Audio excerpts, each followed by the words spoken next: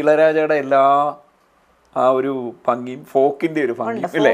അത് സാറിന്റെ ശബ്ദത്തിൽ പാടിത്തന്നത് എനിക്ക് ഇപ്പോഴും എനിക്കങ്ങനെ കാലാപാനിയിലെ പാട്ടുമായിട്ടൊരു ചെറിയ ഒരു അതിന്റെ ഒരു ഞാനത് മാരിക്കൂടിനുള്ളിലുള്ള പാട്ട് ഞാൻ സാറ് നമ്മുടെ മുന്നിൽ അങ്ങോട്ടും ഇങ്ങോട്ടും ഒക്കെ പോകുമ്പോൾ സാറിനെ ഒന്ന് ഇംപ്രസ് ചെയ്യാൻ വേണ്ടിയിട്ട് ഞാൻ കുത്തിയിരുന്ന് പഠിച്ച് പാടിയൊരു പാട്ട്.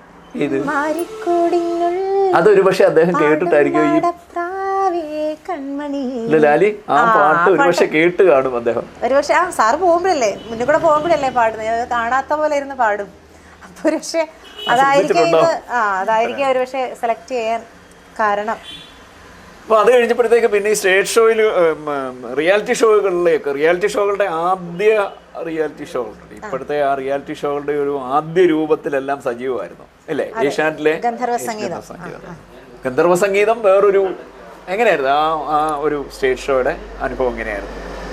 അത് കുറേ സ്റ്റേജുകൾ കടന്ന്, ഇപ്പം പ്രിലിമിനറി സ്റ്റേജ്, അത് കഴിഞ്ഞ് ക്വാർട്ടർ ഫൈനൽ, അതിൽ നിന്ന് സെമി ഫൈനലിലേക്ക്, അവസാന ഫൈനലിലേക്ക്. അതെന്ന് പറയുന്നത് വലിയ അതിൻ്റെ പാട്ടുകളുടെ സെലക്ഷനും അവർ പറയുന്ന റൗണ്ടിനനുസരിച്ചുള്ള പാട്ടുകൾ സെലക്ട് ചെയ്യാനും ഒക്കെ ശരിക്കും അമ്മയും അച്ഛനും ഞാനും അനിയനും എല്ലാം കൂടെ ഭയങ്കര ഒരു എന്താ പറയണ്ടേ, നല്ല ഒരു രസവുമായിരുന്നു. അതിനോടൊപ്പം കുറച്ചൊരു ടെൻഷനുമായിരുന്നു. എപ്പോഴും നമ്മളൊരു മത്സരത്തിന് പോകുമ്പോൾ എത്ര ടെൻഷൻ ഇല്ലയെന്ന് പറഞ്ഞാലും ടെൻഷനാണല്ലോ.